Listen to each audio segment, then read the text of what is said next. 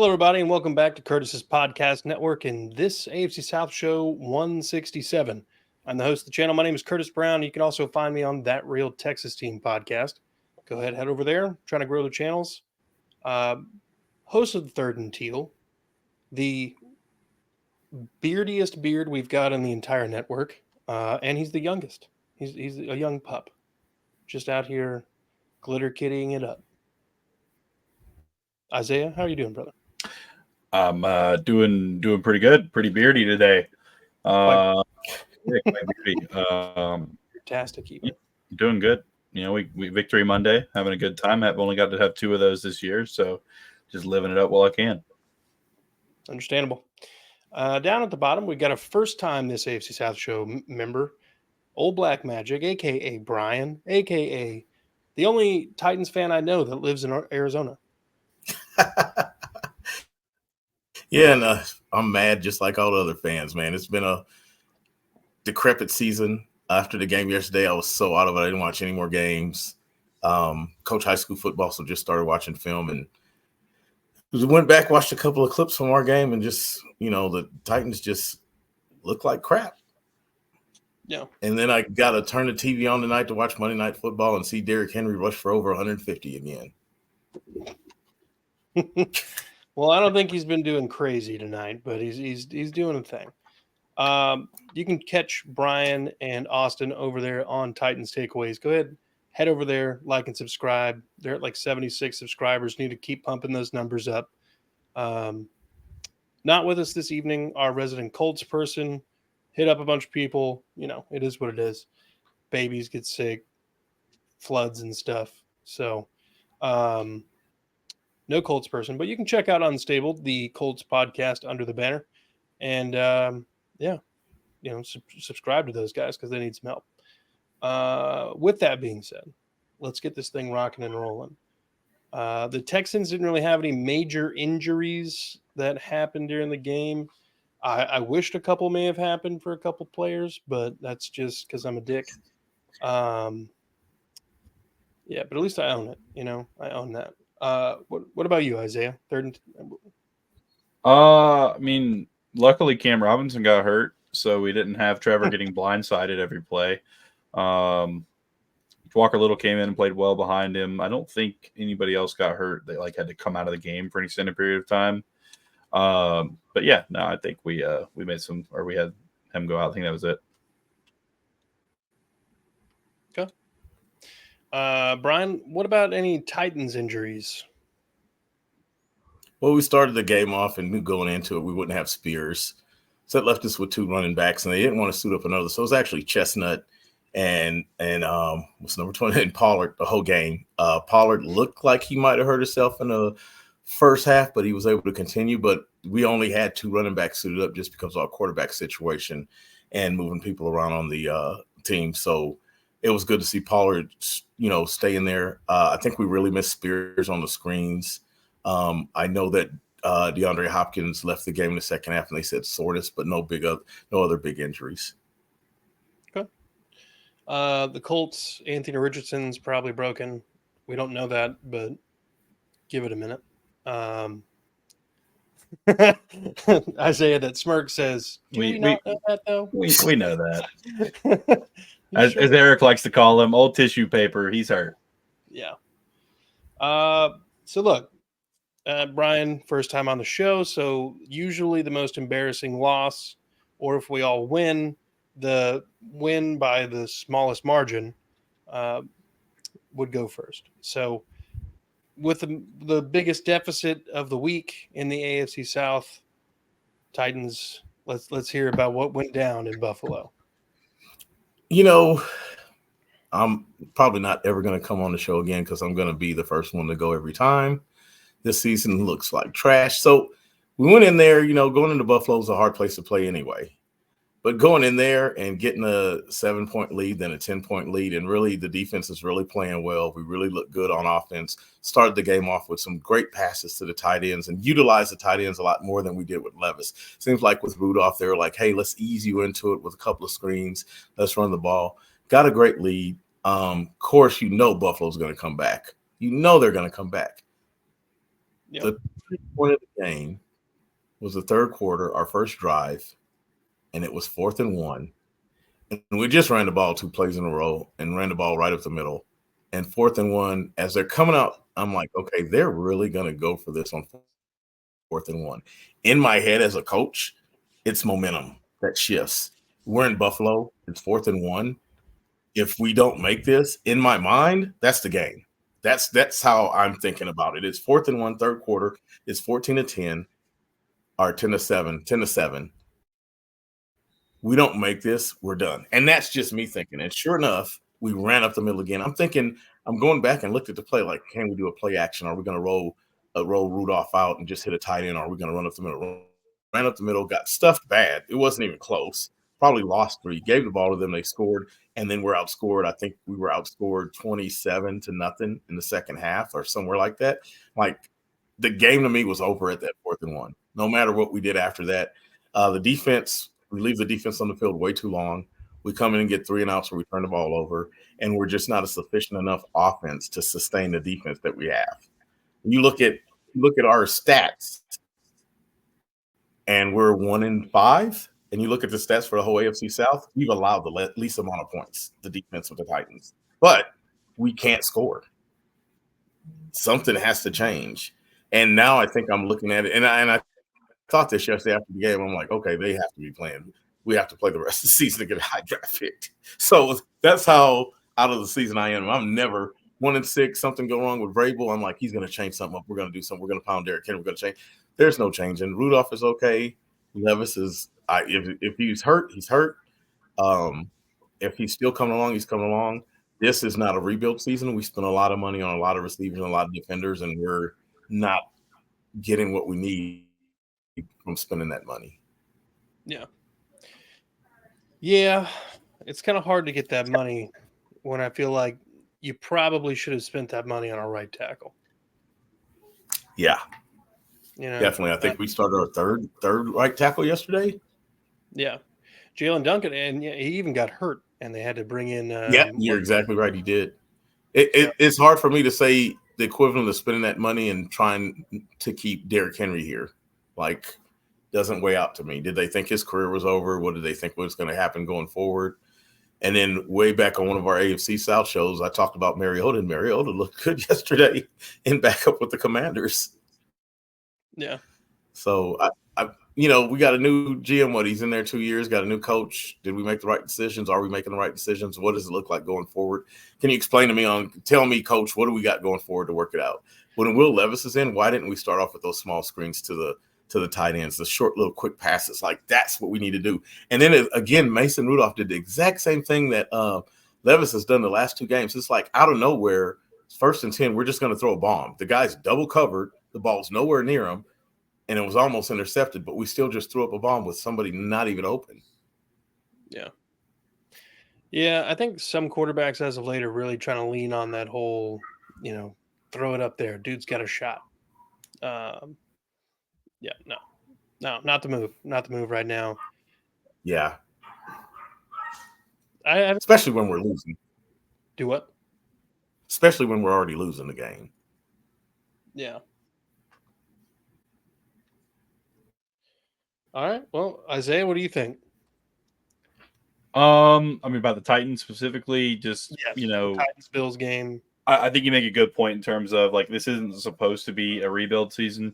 This is supposed to be Will Levis, coming out year 2, playing great, really firing with the more high-flying offense that they're trying to build with the way that they spent that money. But you're facing a similar problem that luckily we've had cleaned up the past couple of games, but like early season Jacksonville was facing, where Will Levis is running for his life. Mason Rudolph gets in there, it's not much better. You got offensive linemen rotating in and out. No matter who you have back there, it's going to be really tough for anybody to have a good game. But then even like we've seen, it's just not the same Titans team we're used to seeing. It's hard to sit there and watch and be like, oh, like you said, at any point in time, Derrick Henry could bust off a 80-yard run or 50-yard run or whatever. And then now you're like, can these guys, can they get us there? Like, and then you have the young quarterback and, like you said, you got Mason Rudolph, who's got a couple of years in the league. And then you get Levis in there, and all of a sudden it's like they go to Rudolph and they're doing all the stuff they should be doing for a rookie or a young guy, and then they like what, it doesn't make any sense. I think that it's going to take a little bit of time, of course, but it's definitely one of those situations where it just I don't even think it looks really better like week by week. It just looks like it's kind of digressing. No. They really need to pick a guy Totally and agree. stick with them. And if they do pick a guy, like, is Levis actually hurt? Do you think he's really hurt and can't play?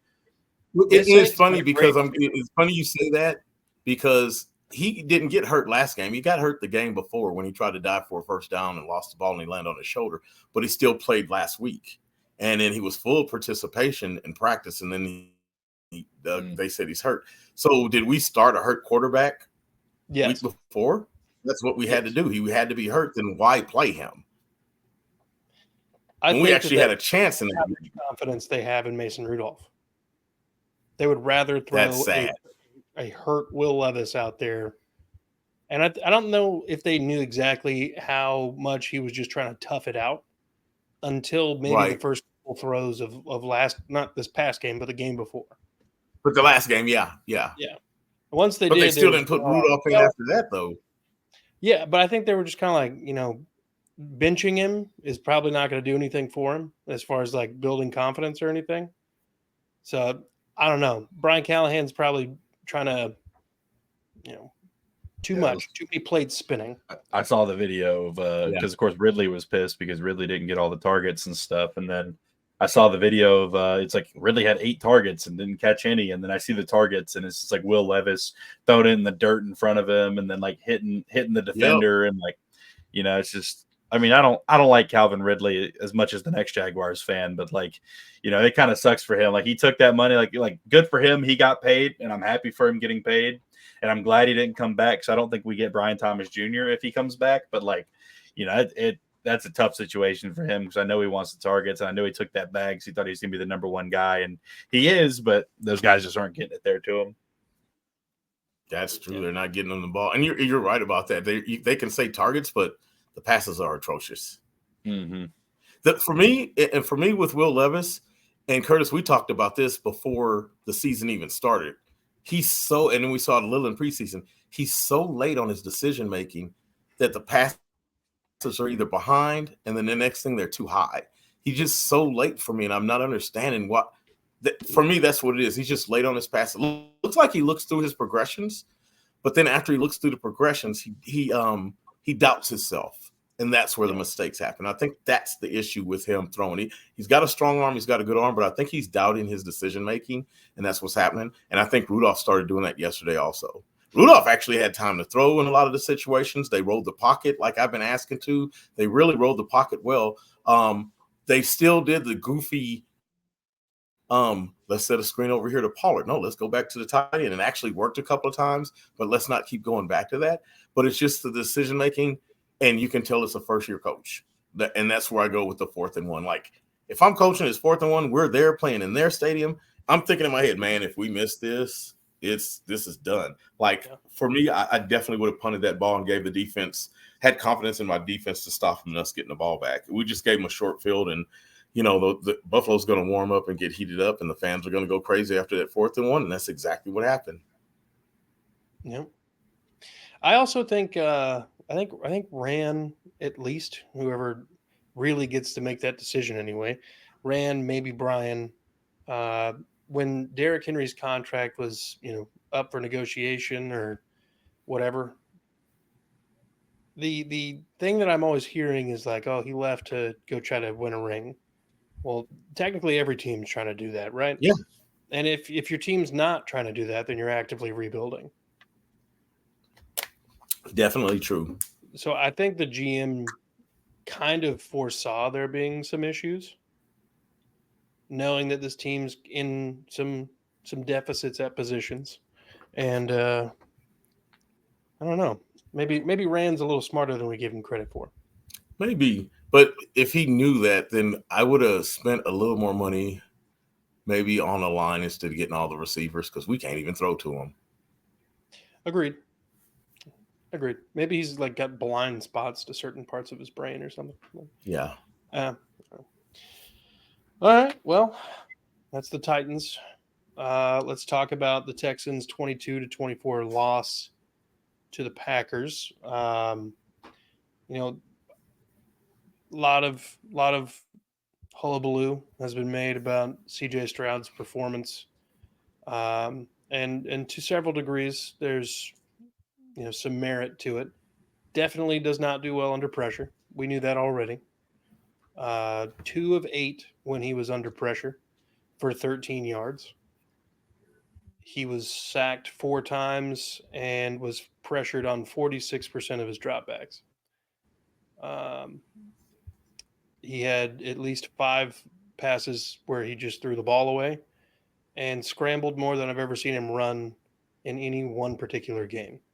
It's just not his thing. He will do it if it's there, but it's not his main thing to do.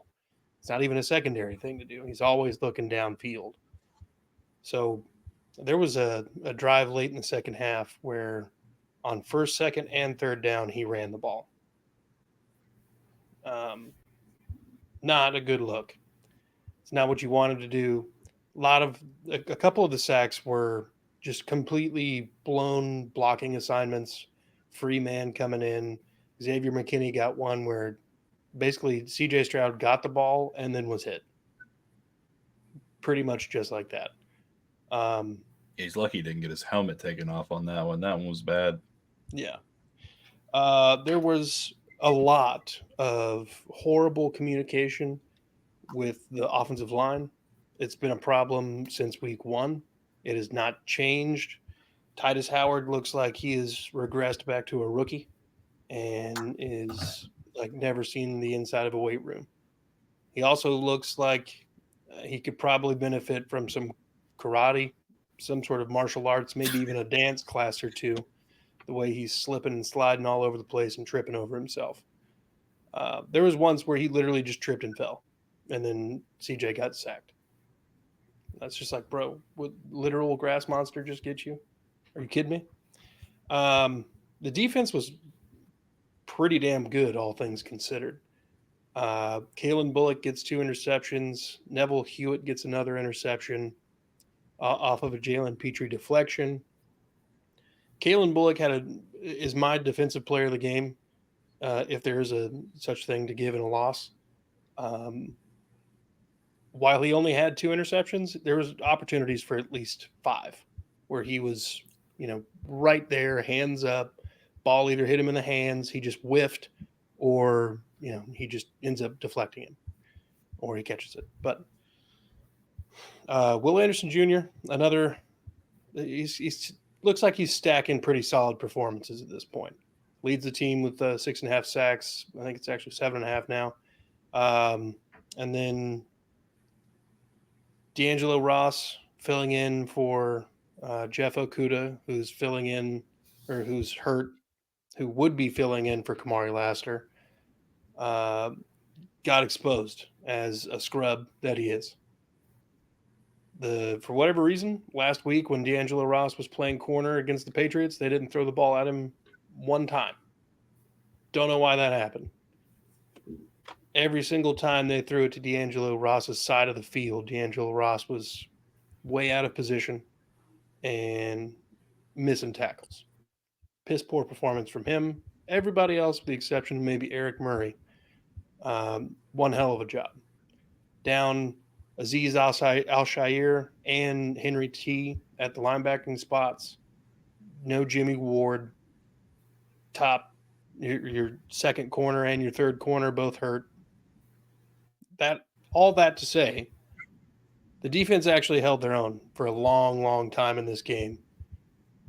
Jordan Love would occasionally find somebody deep downfield, but we made him have a lot of issues. Lots of pressure. Just this, basically what we were able to do to the Packers were able to do to us, and vice versa. It was such a weird dynamic. I haven't really seen a game where 2 teams are basically playing themselves. And that's kind of what it felt like at different times. Trying to think if there's really anything else other than the fact that they probably would have won the game had D'Amico Ryans challenged the backward pass. That wasn't. They might have won the game, should have said. And they might have won the game had Will Anderson Jr. and then Neville Hewitt also not been called for the most untimely penalties possible on the Packers game-winning drive. So, all honesty, from the last loss to this loss, I feel like there's at least some progress. You can shut down C.J. Stroud, but when Joe Mixon's there, so far there's not been a team that's held him under 100 yards unless he's been hurt. So he's playing like a man possessed. I didn't see that happening just because he was in a Texans uniform, but happy it's happening. It makes games that last year, like the Jets game or the Browns game in the regular season, when the passing game's not there, we've got something. And that is brand new to the Texans in the last 5 years. So hype about that.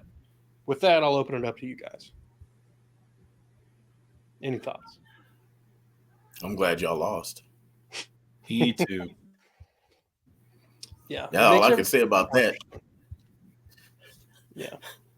I watched the highlights, but after the Titans loss, I was not interested in looking at scores or highlights of anything. What was up with that little fight in the warm-ups with Diggs? Diggs played them. Jair Alexander's been jawing at him for weeks. So, they go back a while. So didn't they play together too? Or is he from? I can't remember where Jair went to school, but I'm pretty sure maybe they didn't.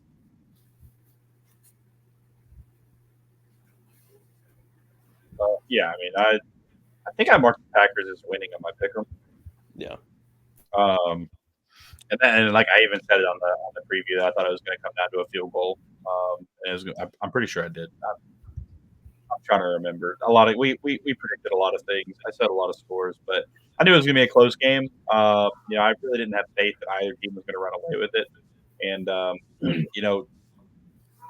it's one of those things where that offensive line, I feel like even last year, they had some games where they were just absolutely awful, and then it's some games where they put together a 3 or 4 game stretch. It was like, damn, this might be one of the best O-lines in the league for these couple of games, and so that's one thing is Stroud. I don't think that he's necessarily bad under pressure. I just think that this time around is just, again, this is pressure he hasn't seen in a while or kind of that consistently. And so I just think he's not used to being under pressure at this level. And also too, he's the king, quote unquote, in the AFC South of stepping up or out of the pocket and stepping into a throw downfield whenever things break down and everything. There's not another quarterback in the AFC South that does that consistently like he does. And that was kind of something where early in the game, I think it kind of shook his confidence a little bit when that one in the back of the end zone. Even though they got the penalty on it, he hit Tank Dell in the numbers and he dropped it. Well, in the number, I should say. But he hit Tank Dell right in the number and he dropped it, kind of diving for it and everything. And I went back and watched every throw from C.J. Stroud. There was definitely a couple of drops. One of them to a tight end he probably shouldn't have thrown. Is a little behind him. But he just looked off, and that pressure was not helping whatsoever. Even when he wasn't getting sacked, he was getting touched before he threw it, and it's throwing off his back foot. And it's just a tough game for him. And again, it's kind of a welcome to the NFL moment he didn't necessarily get last year. But I don't think that this is any sort of trend we're going to see going forward where teams are just all of a sudden going to have him figured out. It's just going to be a bad game for him. They'll learn from it. Yeah. I don't necessarily think it's Stroud at this point that's being holding back the offense. I think definitely not. Slowick is holding back the offense at this point. I think your turnstile left tackle and right tackle are holding back the offense at this point. Because then you also too, you get right tackle for you sure. Get something rolling, and then the reason I'm saying that is you get something rolling, and then if it's not them getting him sacked, it's them getting a new play started because they get a penalty or holding or a false start or no, they just need to clean it up. No. And as bad as Titus Howard was, it was Kenyon Green was just. Yeah, that dude finally gets his opportunity again. Because didn't he get benched? Or did he get hurt last year and then never really came back, or what happened with him? He got hurt in the preseason and was put on IR and never played last year. Yeah, that's right. Yeah, because he got his opportunity and he has not been doing well in terms of staying clean. No, he can't. I guess he's kind of in an awkward spot because nobody really wants to send all of their best edge rushers all the time at Laramie Tunsil. So you're the guy right beside him. So that makes you a little bit more of a target because you're not Laramie Tunsil. And it does look a lot of the times that Shaq Mason's basically doing nothing because there's nobody rushing through Shaq Mason. Everybody's usually trying to hit Titus or running a stunt and getting Juice and Kenyon Green every single time. So, yep. All right, well, let's pivot now to the Dolphins-Colts game. Colts get that dub, 16-10. Somehow. Yes, somehow. Despite Anthony Richardson doing Anthony Richardson things. Losing a fumble. Trey Sermon that got the only Colts touchdown of the day? And then Goodson, yes. Goodson, good man.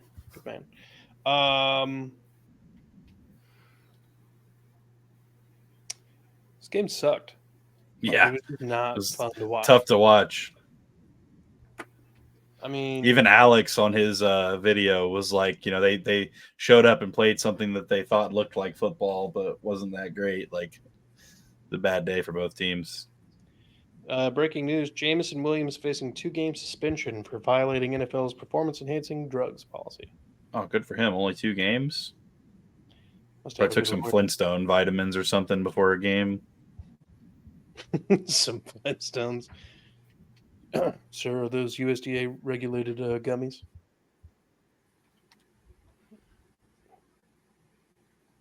Hold on. The lady doth request.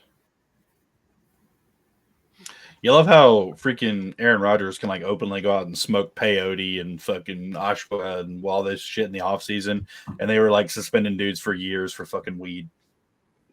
Yep. You don't smoke ayahuasca. You smoke whatever you want.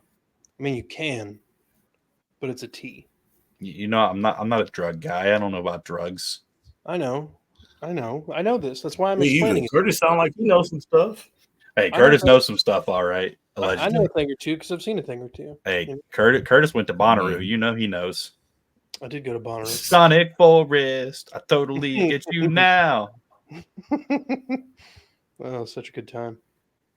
All right. So box score wise, looks like the Dolphins trotted out 2 different quarterbacks. Tyler Huntley and Tyler Huntley. Yep. And Tim Boyle. Hey, Pro Bowl MVP Tyler Huntley. That's true. Leading receiver for the Dolphins was Jonnu Smith with 7 catches for 96 yards. The Titans should have never got rid of. Yeah, no kidding. Anthony Richardson, 24 attempts, 10 completions, no sacks. That's the worst part. No touchdowns, no interceptions. A QBR of 24.3 and a rating of 59.2. He does add 56 yards on the ground. Goodson with another 51 and a touchdown. Trey Sermon, 36 yards. And Ashton Doolin with a 12-yard carry. Michael Pittman, leading receiver at 3 receptions, 63 yards on 5 targets. You know what's going to happen to the Colts? I feel like they're going to be the new Ravens to where no wide receivers want to go there if Anthony Richardson stays there. Yeah, I can see that. Yeah. Yeah. He's good for, unless you're really fast, he's good for 2 really beautiful bombs a season, and then the rest of it's just terrible. Yeah. All right. Well, I don't really have anything else about the Colts Dolphins game. This was 2 touchdowns the whole outing, 4 field goals. It's disgusting football. It's defensive football, but it's not really, because it's incompetent football. And that's the worst part about it. The Colts have the Texans next week. And I mean, if they lose this game, they're 1-3 in the division. That doesn't sound good for them. They're going to need to be hot, and coming off this 16-10 Dolphins win is not necessarily the most inspiring thing in the world. Maybe Anthony Richardson is hurt and Flacco plays. We'll see. Hey, Anthony Richardson's really going to catch fire from this game, and he's going to throw a whole 0 touchdowns in the next one too. He's just going to continue that streak. That's a bold prediction right there. I'm here for it. It's not really that bold. It's pretty dull prediction. And it is. It is. Well, look, I think it's a good spot. Let's go ahead and alternate now, switch it all around to the Glitter Kitties beating the crap out of the Patriots. Kind of funny that the Patriots would even go play in London, but whatever, because they're the newer version of it anyway. So, what happened in that game? The Jaguars did exactly what I say every week, and they went out there and they scored more points than the other team before the game ended. And then they almost wanted to give it away, but luckily we got a dog in Trayvon Walker that knows how to get in the backfield at the end of the game and close it, because we just like to do this thing where we're going 60 on the interstate when we really should be going 80, and then for some reason we drop down to 45 and put our flashers on. Instead of just keeping our foot on the fucking gas and going. Luckily though, didn't matter. Tank Bigsby got another touchdown. Tank Bigsby had a great day on the ground. Trevor Lawrence had a surgical day through the air, 15 of 20. No interceptions, one touchdown this week. It was a good game. The defense kind of looked lost in the first 2 drives. We did something we have been the coaching staff did something me, Eric, and Trevor have been begging for weeks. And now that Tyson Campbell is back, they actually ended up benching Darby and putting Savage back at safety, and then letting Monteric Brown take reps out at outside corner with Jarian Jones playing nickel / dime, whatever you want to call it, big slot corner. And we had a good day. I mean, we still kind of gave up the middle of the field a little bit, but overall, besides the fact that Hunter Henry looks like he's going to the Hall of Fame, other than that we had a really good game. Drake May is good. He had his rookie moments in that game. He's a good quarterback though. They've got a good scheme over there. I think Gerard, it's Gerard Mayo, right? Yeah, it's they're cooking something over there that in another year or two could be pretty solid, but they've got a good division to go through. But it was a good game for us. I think it was 26 carries for 118 yards and 2 touchdowns for Tank Bigsby. Trevor Lawrence had a couple of carries for some yards. We had Brian Thomas Jr. with another just electric 58-yard receiving, just catch over the middle. Couldn't have been better placed by Trevor Lawrence. And, he had some really strong hands coming down with that one with Christian Gonzalez's arm tied up in there. And honestly, he's kind of the element we've been missing for a long time in Jacksonville. I can't remember the last time we had a 6'3" plus 200-pound starting wide receiver that could run like that and catch like that. The only guy that comes to mind would be Allen Robinson, and he was kind of slow. He just is a good route runner with great hands, and he was great with the 50-50 ball, which is something I hope that Thomas Jr. develops over the next couple of years. But we finally have a guy that can stretch the field and get us those big plays. I still don't think we targeted him enough. I think 5 targets for him in a game is not nearly enough. Something crazy though is that he's the first player since Randy Moss to go over 500 yards with 30 catches. So that was kind of cool. He's averaging 17.3 or 17.8 yards per catch right now, I believe. And he's currently first amongst rookies in yards per route run, yards per reception, receiving yards. I think he's 9 catches and 15 targets behind Neighbors, and he's now leading him by over 100 yards, or close to 100. He's good, man. I really like Brian Thomas Jr. And, just in this game, it all came together. All the guys that we drafted and we've been talking about, we need to develop and do everything. They came up big in this game. We had a 7th round corner in Monteric Brown we drafted 3 years ago that's been playing for us this season, and it somehow hasn't been the worst guy on the field. Andre Sisco looked a lot more comfortable whenever he didn't have to run over to Ronald Darby every play to help him out. Freaking Ventrell Miller, dude, he's a beast. I love Ventrell Miller. He is just a missile out there. It all just came together today. They had those first 2 drives. They had the one late, but it was late in the game. The defense finally bucked up and stopped something, and the offense put some points on the board. So I think it was a really good all-around effort. Trevor Lawrence had a clean pocket. I think we only had 2 pressures allowed in the entire game, no sacks, and the defense came up big when we needed them to. So it was just a good team effort. Yeah. Look, I've been very high on Ventrell Miller the last several weeks. His performance in the absence of Foyesade Aluakin has been one hell of a job. I'm excited for Fourier to come back and all 3 of them to be on the field at the same time. Yeah. Shit. I don't think the Jags have really had full 100% starters on the field since week 1. Nope. In terms of defense. Finally got Tyson Campbell back. Yeah. Oh, yeah, and then hold on. So real quick, for anybody who doesn't know, if a player is suspended and you do an overseas game, you have to get permission from the NFL for them to travel with the team. Or in general, if you travel somewhere, you have to get permission from the NFL to have a currently suspended player travel with the team. So it didn't end up mattering in this game, but Tayshaun Gibson was supposed to be cleared after week 6 to play. The NFL approved him to fly with us to London, and then they didn't. They ended up not elevating him and allowing him to play. The NFL said he couldn't play. It's like, what the fuck was the point of letting us bring him to freaking London, England with us? And his suspension was served. It was 6 games. There's even the team, Gibson, Peterson, everybody has said they have no clue why. The NFL has not given them a reason why they won't allow him to play yet. If you weren't going to let him play, why'd you approve him to fly? That makes no sense. Yeah. Rant over. I'm just pissed. I don't understand why we couldn't have a guy play with us. Again, doesn't really matter because we won, but they should have never allowed him to come over there with us if he wasn't going to be allowed to play in the end. Yeah. Look, you're playing the Patriots this season. Like you said, they do have some hope for the future. When they played the Texans, there were definitely some bright throws from Drake May. There were a couple of those against y'all. But this was the get right game that I think the Jaguars needed.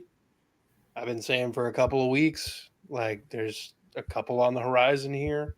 Now you guys have a chance to get one over on one of the better NFC teams next week with Green Bay. That'll be a really good test. Who else is close to coming back from injury? How far out is Aluakin? I think he's at least 2 more weeks, 1 more week. They haven't really put a timetable on him yet. I think he's technically eligible after next game, but the fact that they haven't put a timetable, I'm guessing it's going to be at least 2 to 3 weeks. Dewey Wingard is hopefully going to be activated to return list here soon.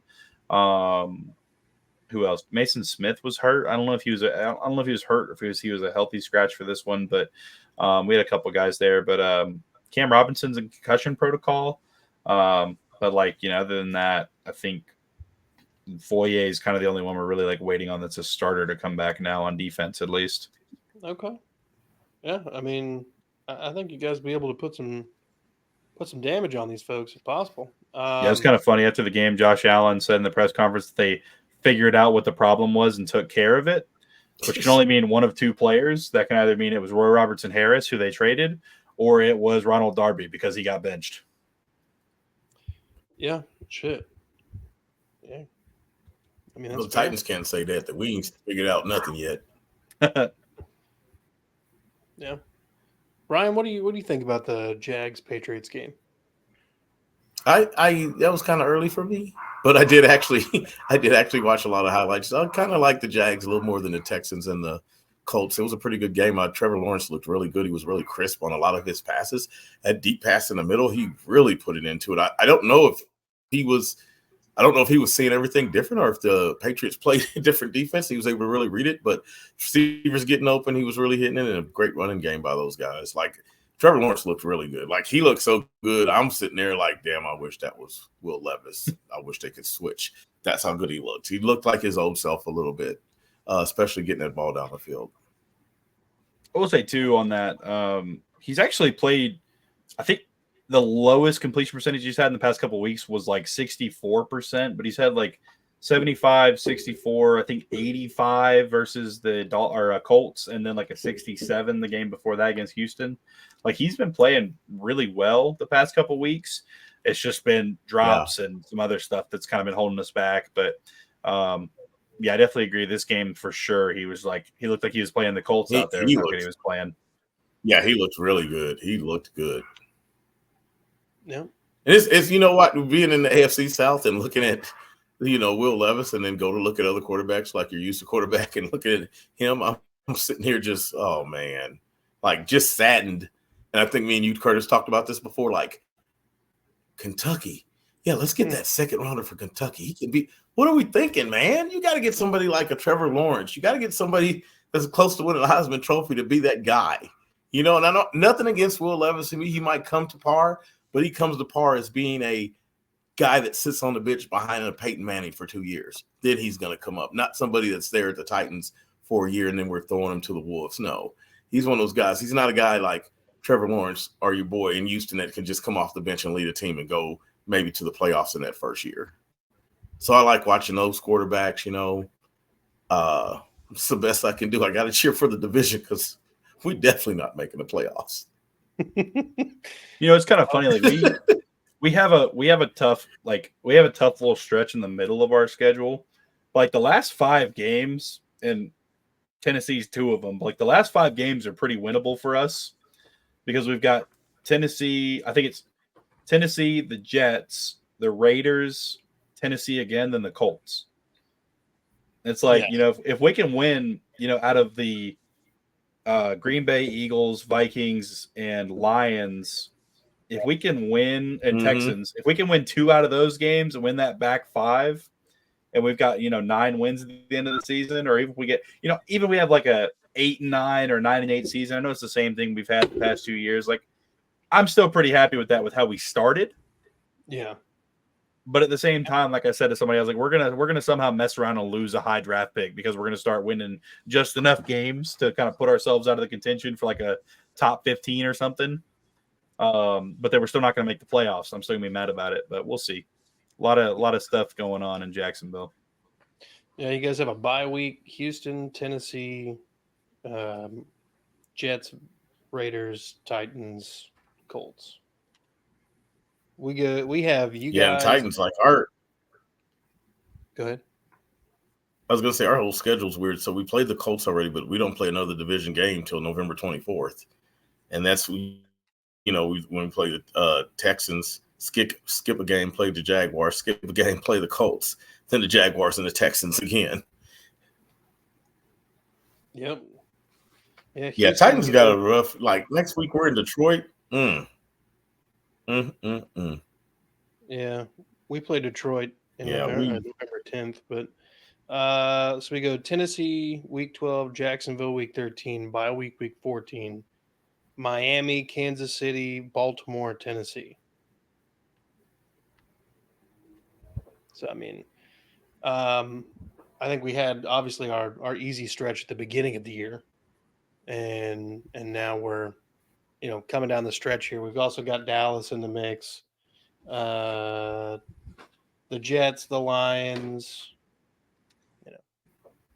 Pretty interesting schedule, honestly. You guys got any closing comments? I think this is a good spot to go ahead and wrap this thing up. Fuck Colts. My closing comments would be, I don't know, man. Like as a fan for the Titans, you go on social media after the game and I'm not going to jump off the train. I'm going to be on the train for life. Been there since they were the Oilers.